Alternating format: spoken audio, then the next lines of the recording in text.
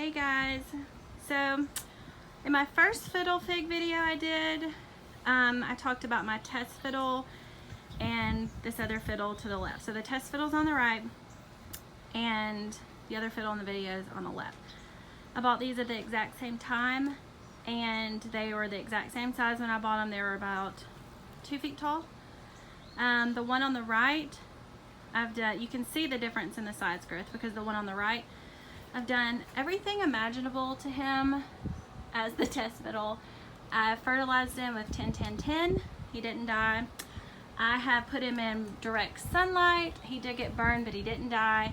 I today sprayed neem oil all over him to test if it'll die in case my other fiddles get mealy bugs because they're really prone to those.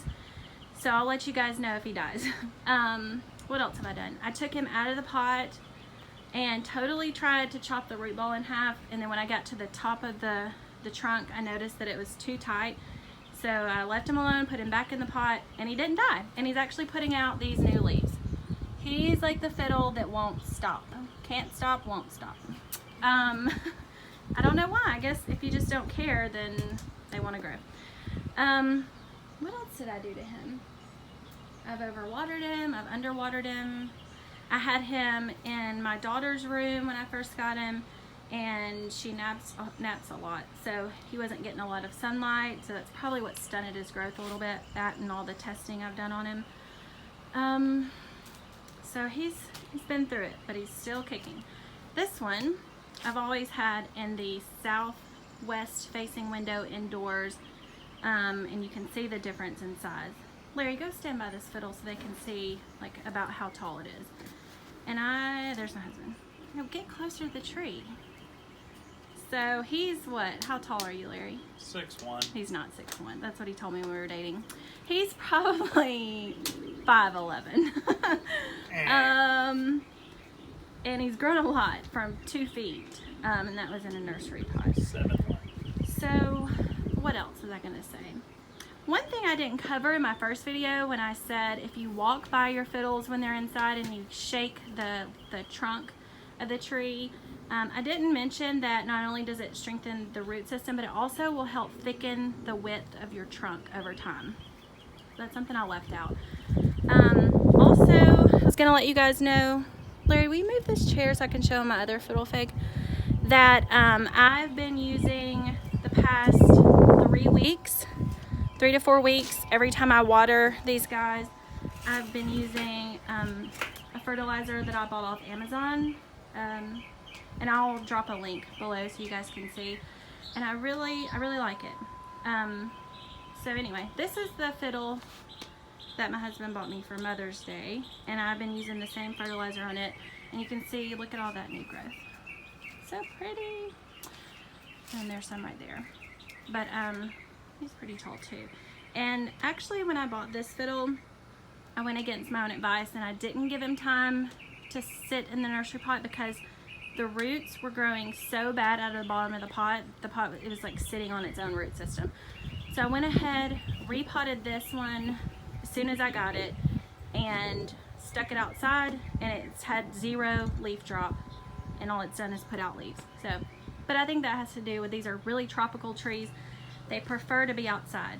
That's where they're from. They like the hot humidity. And in like California, they're in straight up direct sunlight. It's like our maple trees in our yard. But where they're grown, these are grown in nurseries, so you're gonna have to acclimate it if you ever want it to be in straight up sunlight. Which this one, I have him in evening sun. So he's getting northwestern sun in the afternoons, like straight up hot of the day sun, and he's fine because I just treat him like I don't care if he lives or dies. But anyway, so if you have the guts and the money to buy like a test fiddle, I highly suggest it. That way you can do stuff to that one and not risk killing one that you really love and that you put a lot of time and effort and all that into. Another thing that I didn't mention about Fiddle Figs is that they're not a tree that likes to be touched on. So like people who walk around and touch their plants, and if you walk by them and you hit these leaves a lot, they'll brown on the edges. So if he's in a place where he's getting hit a lot and touched on, they don't like that. I think that's all for now. I'll update as we go, and I'll let you guys know if this guy dies. If he doesn't, then neem oil may be the answer if you guys ever get a mealybug or spider mite infestation, which is really common. Before I got really into taking care of plants, and I just had some. I had this bird of paradise, and he looks really bad because my husband moved him around so much and accidentally chopped off these stalks. But last year, see, ugh, it makes me sick. But anyway, I've had him for 4 years. Last year, if you can see all this, I had a really bad mealybug infestation on this tree. And I just took 7 spray, and I just literally brought it outside and sprayed the crap out of it. And he didn't die. And I can't believe he didn't die. But I also have treated this guy like crap too. So he just won't stop either. Anyway, that's all I have to say right now. Bye.